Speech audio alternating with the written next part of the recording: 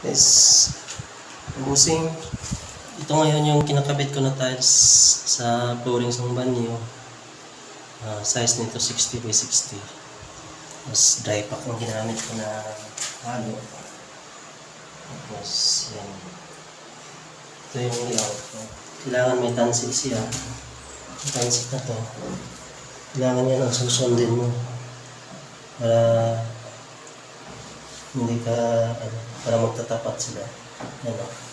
Kailangan tapat siya dun sa wall. Tiles ng wall. Natapat din siya dito sa kabila.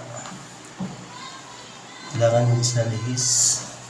Maganda tingnan yung tiles ng tapos yan. Pagdating dito sa kabila, kailangan tapat din siya. Eskulado. Kailangan ka-eskwala. Tapos yan. Yung kabila nito. Ganyan. Yung dulo na yan mamaya. Pag nalagyan tong side na to, magtatapat din siya dito sa bikat na to. Yan, sa line na yan. Yan.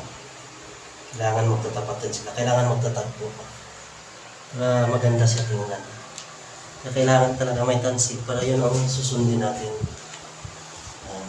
Tapos, bago natin ikabit yung tiles dyan, sa dry pack na yan, lagyan natin ng adhesive.